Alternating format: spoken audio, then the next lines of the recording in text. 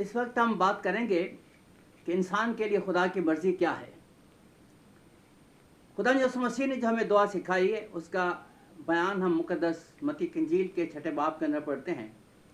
ہم اسے دعائے ربانی کہتے ہیں، اس لیے کہ یہ دعا ہمارے رب نے، ہمارے خداوند نے ہمیں سکھائی ہے۔ خدا کی مرضی کیا ہے؟ لیکن یہ بات خدا کی مرضی جاننے سے پہلے یاد رکھیں کہ خدا بذات خود ایک مکمل شخصیت ہے۔ God is a person. خدا کے اندر ارادہ موجود ہے، خدا کی مرضی اس کے اندر موجود ہے، خدا میں ذہانت ہے، خدا میں عقل ہے، احساسات ہیں، جذبات ہیں۔ لہذا خدا کی ذات کی اپنی مرضی جو ہے وہ بالکل لازم و ملزوم ہے۔ یاد رکھیں کہ خدا کا یہ ازلی ارادہ ہے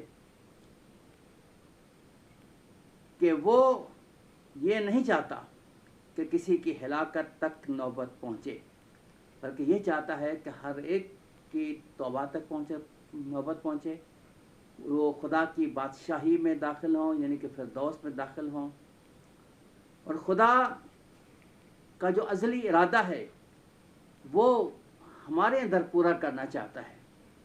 ہم اسے الہی قدریں یا الہی قدر بھی کہہ سکتے ہیں، اٹرنل ڈکریز یا اٹرنل ڈکریزز بھی کہہ سکتے ہیں۔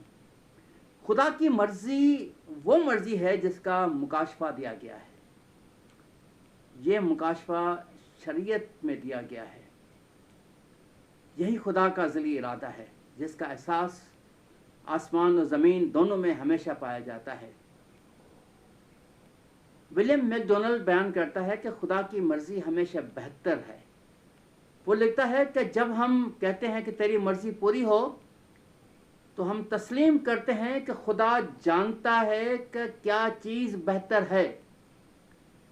ہم اپنی مرضی کو اس کے تابع کرتے ہیں اور اس آرزو کا اظہار کرتے ہیں کہ ساری دنیا میں اس کی مرضی یعنی کہ خدا کی مرضی تسلیم کی جائے اور پوری کی جائے۔ یونانی زبان میں مرضی کے لیے لفظ تھیلیمیا استعمال کیا گیا ہے، جو یونانی لفظ تھیلیو سے نکلا ہے، جس کا مطلب ہے ارادہ یا خواہش۔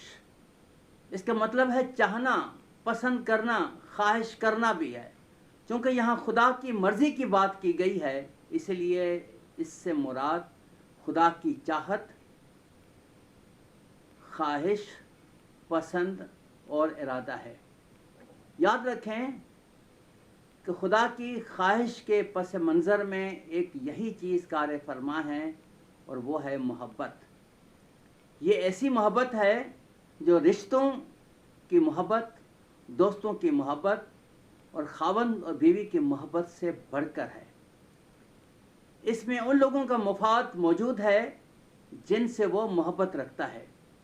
یہ محبت سب کچھ برداشت کرتی ہے، سب کچھ سہ لیتی ہے، بدگمانی نہیں کرتی، کسی کی برائی نہیں چاہتی، سب کی بہتری کی خواہاں ہے، اور یہ خدا کی ایسی ذاتی خوبی ہے جو کبھی زوال پذیر نہیں ہوتی اور یہ ہمیشہ جاری رہتی ہے۔ تفصیل سے دیکھ لیں پہلا کرنتھیوں 13واں باب، جہاں خدا کی محبت کو ہم اصلی طریقے سے دیکھ سکتے ہیں۔ یاد رکھیں کہ خدا کی چاہت، پسند یا ارادہ جسے ہم خدا کی مرضی کہتے ہیں، اس کی بنیاد خدا کی محبت ہے۔ خدا کی محبت کا دائرہ کار خون کے رشتوں، دوستانہ تعلقات اور جنسی محبت سے کہیں بڑھ کر ہے۔ یہ ہمیشہ دوسروں کے لیے ہے۔ خدا کی مرضی یہ ہے کہ انسان کو ایک بھرپور زندگی ملے۔ یہ زندگی کثرت کی زندگی، محفوظ زندگی، دلکش زندگی اور ہمیشہ کی زندگی ہے۔ اس سے پہلے کہ خدا نے آدم کو بنایا، خدا نے اس کے لیے کثرت اور ہمیشہ کی زندگی مہیا کی۔ اسے باغ عدن میں اپنی رفاقت میں رکھا۔ اسے یہاں کسی چیز کی کمی نہیں تھی، اور گناہ نہ کرنے کی صورت میں اس کے ساتھ اس زندگی کے ہمیشہ رہنے کا وعدہ خدا نے پوری وفاداری کے ساتھ کیا۔ انسان نے اپنی خواہش اور چاہت کے مطابق اپنی آزادی کا استعمال کرتے ہوئے دانستہ طور پر خدا کے حکم کو توڑا۔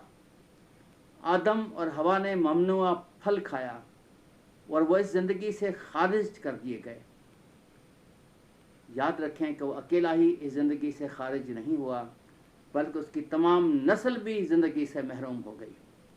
بائبل مقدس اسی زندگی کی بحالی کی کہانی ہے جو آدم اور حوا کی زندگی کے باغ سے نکالے جانے کے بعد شروع ہوتی ہے۔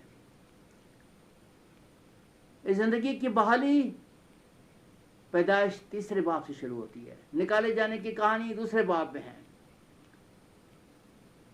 زندگی کے بحالی کی کہانی 3 باب کی پیدائش کی کتاب کے 3 باب سے شروع ہو کر یوحنا عارف کے مکاشفے کے 19ویں باب تک چلی جاتی ہے۔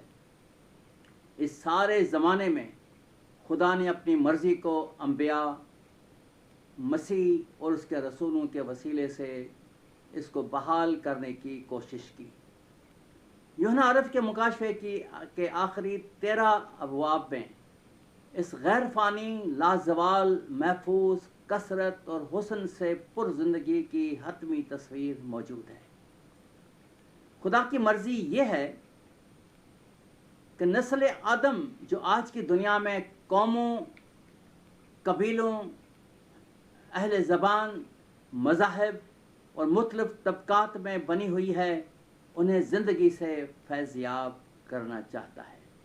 اس کا مطلب یہ ہے کہ بائبل مقدس وہ کتاب ہے جس میں خدا کی کامل اور پسندیدہ مرضی واضح طور پر بیان کی گئی ہے، جس کا خلاصہ یہ ہے کہ سب زندگی پائیں اور کثرت سے پائیں۔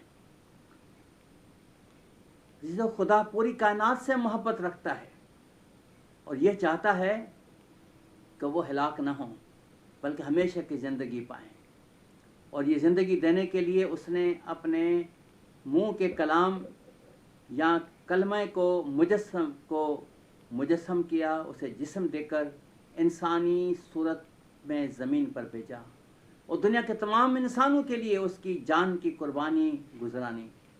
جو اس پر ایمان لاتا ہے اس کے وسیلہ سے اس کو زندگی حاصل ہو جاتی ہے، لیکن جو ایمان نہیں لاتا وہ اس زندگی سے محروم ہو جاتا ہے۔ لہذا ہم یہ سمجھ سکتے ہیں کہ خدا کی مرضی تمام عالم کو زندگی دینا ہے۔ خدا کی مرضی یہ ہے کہ ہم سب زندگی پائیں اور کثرت سے زندگی پائیں۔ خدا ہم سب کو برکت دے، آمین۔